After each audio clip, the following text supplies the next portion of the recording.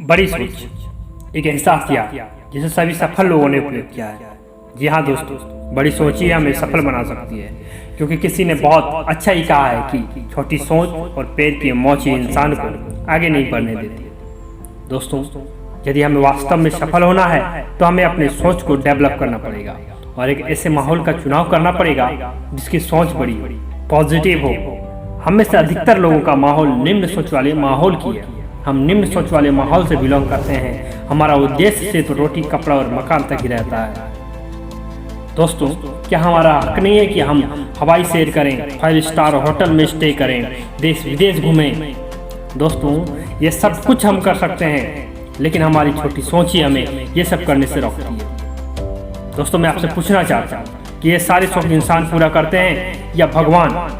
यदि ये सारे शौक इंसान पूरा करते हैं तो इसे हम और आप भी पूरा कर सकते हैं, क्योंकि इस दुनिया में जितने भी आविष्कार हुए हैं उसे इंसान ने किए हैं और इंसान के लिए ही किए हैं, वो भी बड़ी सोच वाले इंसान के लिए। विश्व के सभी सफल लोगों ने अपनी सोच को डेवलप किया, तभी वे आज सक्सेसफुल लोगों की गिनती में आते हैं। बात की जाए धीरूभाई अंबानी की, जिन्होंने अपने स्ट्रगल के दौर में भी चाय पीने 5 स्टार होटल में जाया करते थे, क्योंकि उन्हें पता था कि यदि उन्हें अपने लाइफ में सफल होना है तो उन्हें बड़े सोच वाले माहौल में जाना चाहिए। उनका चाय पीने जाना तो सिर्फ एक बहाना था, उनका असली उद्देश्य तो वहाँ के अमीर लोगों से मिलना था, उनसे दोस्ती करना था। दोस्तों, एक कहानी के माध्यम से हम छोटी सोच और बड़ी सोच को समझते हैं। एक घना जंगल था, उस जंगल में बहुत सारे पशु पक्षी रहते थे। उसी जंगल में एक कौवा अपने परिवार के साथ रहता था और उसने अपने घोंसले में अंडे भी दिए थे। उसी पेड़ के ऊपर वाले डाली में एक बाज का भी घोंसला था। एक बार उस जंगल में भारी बारिश हुई, जिससे पेड़ पौधे भी टूट गए। इस भयंकर तूफान के कारण बाज का एक अंडा कौवे के घोंसले में आ गया। कौवे ने भी उस अंडे को अपना समझकर उसका पालन करने लगा।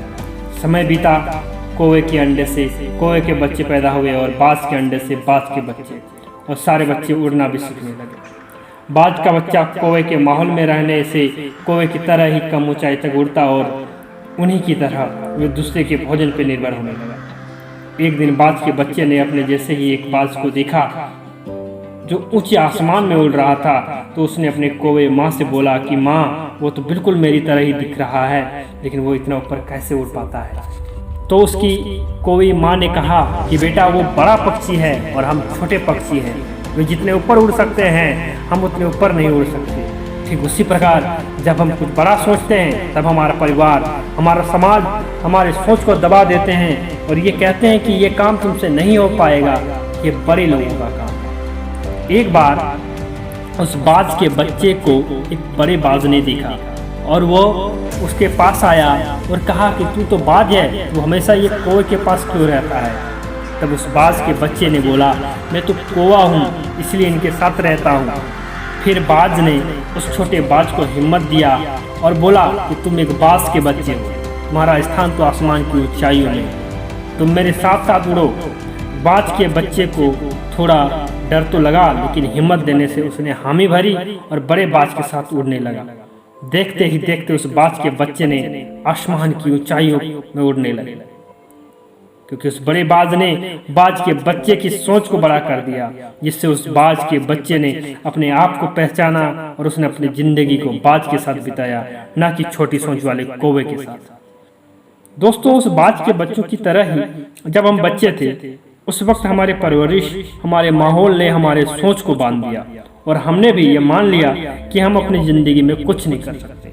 लेकिन दोस्तों, इस वीडियो के माध्यम से मैं जामवंत बनकर आपके पास आया हूँ कि जिस तरह जामवंत ने हनुमान को उनकी शक्ति को याद दिलाकर कहा था कि आप भी समुद्र को लांघ सकते हो और लंका पहुंच सकते हो, ठीक उसी प्रकार मैं भी आपको आपके अंदर की शक्ति को याद दिलाना चाहता हूँ कि आप भी अपने जिंदगी में बड़ी सोच की शक्ति को पहचान कर अपनी जिंदगी में सफल हो सकते हो, मूल्यवान बना सकते हो और बड़े लक्ष्य की प्राप्ति कर सकते हो। किसी ने बहुत ही सही कहा है कि आप वो सब कुछ कर सकते हो जो आप सोच सकते हो, और आप वो सब कुछ सोच सकते हो जिससे आप आज तक नहीं सोचा।